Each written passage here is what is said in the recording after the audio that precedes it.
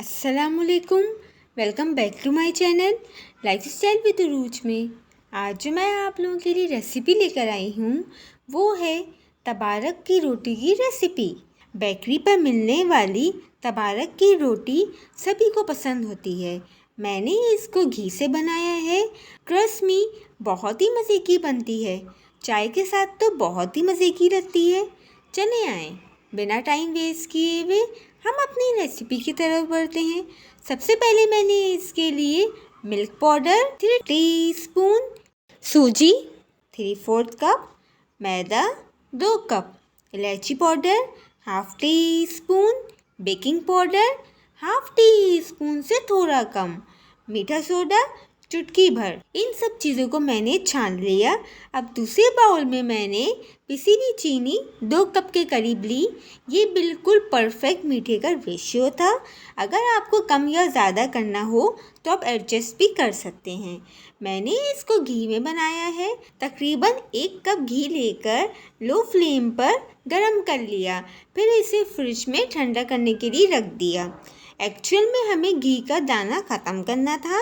इसको मैंने घी में बनाया है, इसीलिए ये प्रोसेस करना ज़रूरी था।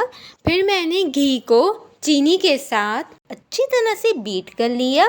आप देखें ये किस तरह से वाइट फॉर्म में आ गया है।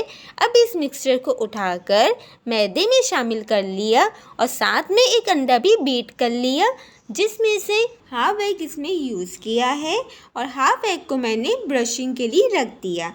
अब मैंने हल्के हल्के हाथों से हर चीज़ को कंबाइन किया और एक नॉर्मल डो तैयार कर ली। और अगर आपको मिक्सिंग करने में परेशानी हो रही हो तो इसमें 2 से 3 टेबल स्पून दूध भी शामिल कर सकते हैं। वैसे ये परफेक्ट मेजरमेंट है, इसलिए मैंने इसमें दूध शामिल नहीं किया है। और मेरी डो तैयार हो गई है। जब सूजी फूलती है तो आटा ज़रा सा खुश्क हो जाता है और अगर आपको ज़रूरत हो तो आप दूध भी शामिल कर सकते हैं। फिर इसे फ्रिज में रखकर आधे घंटे का रेस्ट दे दिया। दूसरी तरफ मैंने बटर पेपर लाइन करके बेकिंग ट्रे तैयार कर ली और ऊपर से तबारक की रोटी पर लगाने के लिए खसखस, तिल और सौंफ, ये आप पर डिपेंड करता है कि आप कितना स्प्रिंकल करना चाहते हैं। आप चाहें तो आप इसमें पिस्ते भी डाल सकते हैं, मगर मैंने ये सब चीज़ें 1 टेबल स्पून ली हैं।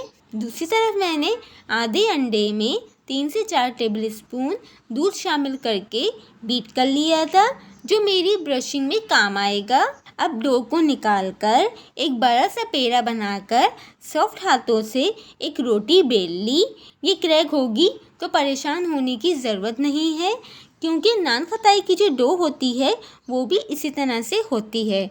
आप इसे हल्के हल्के हाथों से बेलें और हल्का हल्का मैदा डस्ट कर लें। फिर मैंने एक नॉर्मल साइज़ का जार का कैप ले लिया, क्योंकि मुझे इतना ही साइज़ रखना था।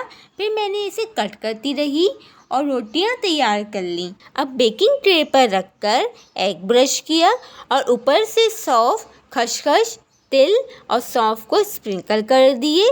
फिर मैंने पहले से प्रीहीट ओवन में 170 से 180 डिग्री सेंटीग्रेड के दरमियान बेक होने के लिए रख दिया। ये 20 से 22 मिनट में बेक हो जाती हैं।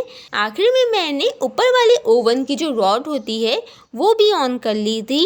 इसी तरह से मैंने एक एक करके सारे बैचेस तैयार कर लिए थे। जब हल्का सा ब्राउन हो गया तो इसे निकालकर ग्रिल पर रखती रही। एकदम नहीं निकालना है, पहले इसे रूम टेम्परेचर पे रख दें, फिर आराम से निकल जाएंगी। देखें कितनी खस्ता और कितनी मज़ेदार रोट्स तैयार हो गई हैं। इतनी क्वांटिटी में मेरी 17 से 18 रोट्स तैयार हो गई थी। उम्मीद है कि आपको मेरी रेसिपी पसंद आई होगी। मेरी एग्जैक्ट मेजरमेंट से अगर आप ट्राई करेंगे तो बहुत ही मज़े की बनेगी। और अगर आपको मेरी रेसिपी पसंद आई हो तो मेरे चैनल को लाइक, शेयर, सब्सक्राइब और कमेंट करना मत भूलिएगा। और कमेंट में मुझे ज़रूर बताइएगा कि आपको मेरी रेसिपी कैसी लगी। और अपना बहुत सा ख्याल रखिएगा, दुआ में याद रखिएगा। फिर मिलते हैं एक और नई रेसिपी के साथ। जब तक के लिए अल्लाह हाफिज़।